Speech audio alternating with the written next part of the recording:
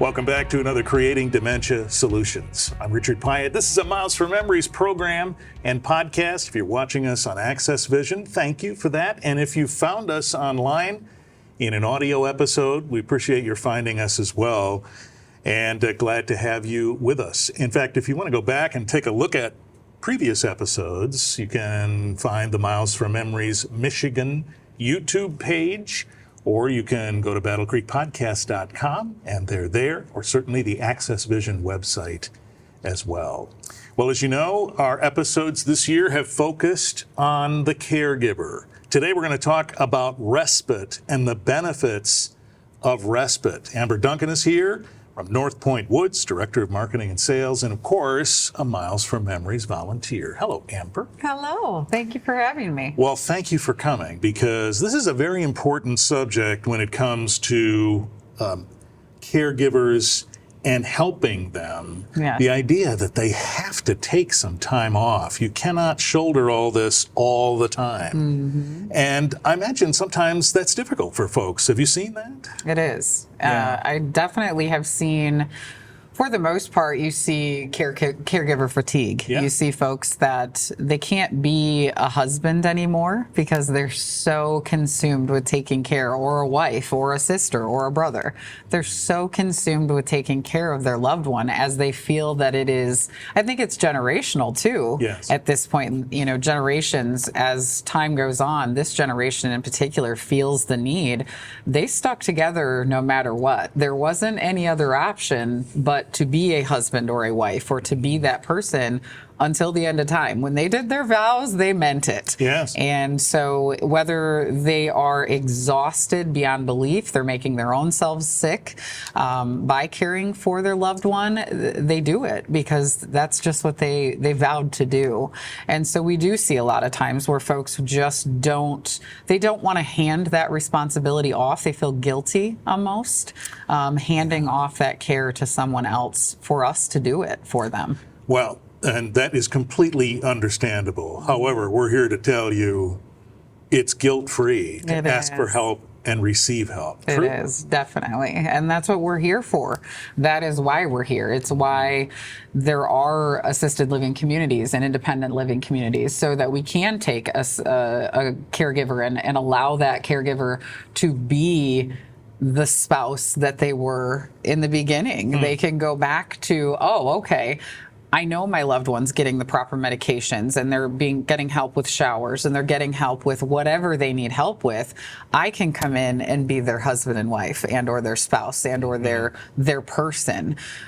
So I think that, and I think a lot of times folks also believe that when you're walking into a senior living community, such as a respite care, facility or community, they're thinking, even the person themselves, they're thinking, I'm going into a nursing home. It's the end all be all. Yeah. That is also not true. We are there to help them get better and get that strength back. So that's an interesting point. And also, maybe we should stop a moment and talk about what respite care means in that situation. So we're talking about making a decision to have your loved one really be somewhere else where support is greater. Correct. Yes. And typically with respite care, it's usually, I always talk to folks about the tiers of, what does it look like if we have a fall, if we have an accident and we end up in the hospital and we have a hip surgery, let's say. Most families, until they're put in that position, they have no idea what to do next. They know that mom, dad, husband, wife is in the hospital. We know we've had a surgery. We know that it's going to take a lot of work once they're done with rehab and recovery. What next? Sometimes people don't even know that respite care is available. So in the hierarchy of what happens when someone falls or has an accident or needs this additional care, it's typically an emergency. It's usually something where we've fallen and now we need time in a skilled nursing facility, which is kind of the top tier. That's Sure. what I always tell folks. You know, you go to that hospital, and then the next step is that skilled nursing facility where they're going to help you with the rehab. They're going to help you kind of get back to a spot where maybe you can start walking again. Maybe you can start eating regular food again. Maybe we can start taking baby steps towards the right direction. Well, that's only allowed in a skilled nursing facility for 21 days. Yes, So what do wow. you do next? That's the only thing that's covered by Medicare in 21 days, unless there's some extensions that are obviously there's extenuating circumstances for everything. But I would say respite care then is the next option. If we're not looking for someone to go into an assisted living facility or community permanent for a permanent stay, respite care is typically a 30 to 90 day stay. So that just gives that individual a little bit additional time to get stronger, as they may not have completed their rehab in those first 21 days in a skilled nursing. The next step down the ladder and or up the ladder, if you want to look at it from a optimistic perspective, would be to go to an assisted living short-term care type of scenario, where then we can care for them for the first 30 days and kind of see how it goes. Did we gain more strength in that 30 days? If not, let's go an additional 30. Are we there? Are we done at 60? Are we ready to go home? Is it time now? Did we gain enough strength? If not, let's check that next 30 days. If after 90 days we're still not getting enough strength to get back home, they can make the decision at that point to go home with home health care services, or they can come back and stay in our community as a permanent resident where that care is going to be given constantly. But respite is typically a short-term stay from 30 to 90 days, typically. Well, and when we're talking about dementia, I think that more often than not, folks are making a decision about a permanent stay Correct. as opposed to a temporary stay. Correct. But Yes. this is good to know, of course, that these options are there. Right. And sometimes respite is a couple of hours, right? But what we're really talking about here now is a more involved decision. And Yes. we've talked about that a bit in some of our episodes where we talked about crossing that threshold, making that decision. But when you are thinking about that, as we pointed out, it can feel like a guilty kind of decision, but it should be guilt-free eventually, and folks like you can help us think that through. There Yes. are other reasons that this kind of an arrangement is good. Socialization is one of them, right? Absolutely. We want people, and I think of that as not only for the caregiver, but also for the patient themselves and or our resident. You know, we don't think about the fact that when we're a caregiver and we're constantly giving that care to someone, we don't think about the lack of socialization that we have as human beings, the need that we have on the outside to go, man, I just wish I could go to McDonald's and get an ice cream cone, you know? Right. We got to load up the everythings and we got to do all the things to get to that spot. And it becomes exhausting to the point that we don't socialize anymore. We stay at home with our loved one to take care of them and make sure that they're okay, which then again is deteriorating our own socialization and our own mental health and well-being. But also the resident themselves, you know, oftentimes they, especially when we're dealing with a dementia patient or a dementia individual, someone even with onset dementia, that's very scary, not knowing who, you know, sometimes who your friends are or how to socialize anymore, not being able to socialize the same way that we used to, using verbal and nonverbal cues. Those things all start to change as these, you know, diseases, unfortunately, tend to take over. And so things like socialization, is it important? Absolutely. That's why you come to a respite place and or assisted living community, because we want that socialization. We want them to interact with other residents. We want them to have activities to do that are catered more specifically to them and what does bring them joy. What is important to them? Were they woodworkers their entire life? Do they want a woodworking set?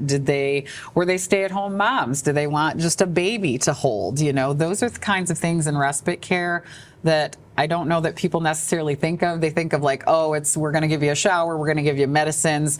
No, that's not it. It's life. We're gonna live. We're coming here to live. We're not coming here just to give you medicine. So that socialization piece is huge, and to have friends like them also. Yes. That's So another piece. That's the socialization part for them, is Correct. Making new friends and interacting with folks. Absolutely. Yeah. This is also tremendous for mental health support, isn't it? It is. How so? For the caregiver primarily. Yeah. Again, not only do we see physical fatigue with caregivers, but the mental fatigue is overwhelming. Most of the time, again, these kinds of things are an emergency situation where we've just gotten to a point we don't know what else to do. We're lost. We've got to a spot where this is my spouse, this is my loved one, this is whoever it is that we're caring for. I don't know how to do that anymore. And so we as caregivers are crying and we're at our wits' end and we don't know what else to do and we don't feel like we're doing a good enough job. And what if they were who they were? And we go through that process as well. Yeah. This person is not the same person as they were 10 years ago. That's very difficult to deal with, as knowing that person their entire life for the most part and seeing the changes and the decline oftentimes. That's very difficult for a caregiver. And/or a loved one that's taking care of you. Yes. And so sometimes it might be a situation where you are progressively, as a caregiver, taxed more as a caregiver mentally. Yes. Physically too, I suspect. But there's a threshold point where suddenly something happens and you're faced with a decision right now. But I imagine there's other occasions, and you've probably heard this, where it's a gradual thing. Absolutely. Where the progressive caregiving it just slowly gets heavier on one's shoulders, to the extent that then you may not know when it's time. You got it. Yeah. So someone like you and your colleagues can help folks think this through. Absolutely. We would love if people would come to us prior to it being an emergency. Sure. But until you're put in that situation, I always tell my families that come in to see us and/or to look at our community that you really look at long-term care and/or senior living once in your lifetime. One time do people ever really look for it. And that's usually when it's an emergency. I would love if people would maybe, think about it. Unless you're in the industry or unless you've been experienced in it, you don't typically think about it. If it's a gradual process, I think it's easier for someone to come in and say, this is what we're dealing with. What do we? Those are the questions. How do we and what do we do going forward? And I think if they get to that spot, it helps with the stress relief and the mental health pieces of it way before it starts to happen. Boy, that's a great point. Yeah. But that's not our nature, is it? No. We don't want to think about that till we have to. Right. Yeah. We want someone to be as independent, rightfully so. It's just, I think of, my family. I don't want to put anyone anywhere when I want to help them because I'm independent and I was raised by them and I want to be the right daughter and be the good daughter and do all those things. Yeah. But that's not always the best method for everyone. So, and that's hard. That's hard to swallow. Yes. Pride is hard to swallow. It is. It is. Well, so we've talked about the benefits of respite care from the perspective of guilt-free time off for caregivers, socialization, mental health support, stress relief, as you alluded to a moment ago. Boy, we haven't even talked about the physical health of a caregiver and how that affects a person. And with a backup team ready, this helps the caregiver too. Absolutely. They're, from a physical perspective, mentally it's draining them already. So mentally, the mental health piece is taking the physical piece with them.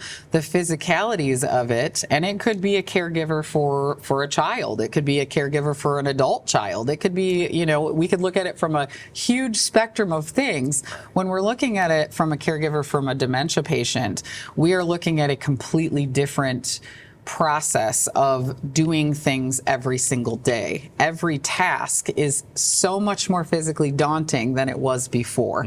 We can't just get up and go potty. We can't just get up and make dinner. We can't just get up and go to the store anymore. Now it's loading things up and making sure that we aren't losing our loved one. Maybe we've got some elopement things going on. We can't, or sometimes the immobile, they're not mobile. There's no ambulation.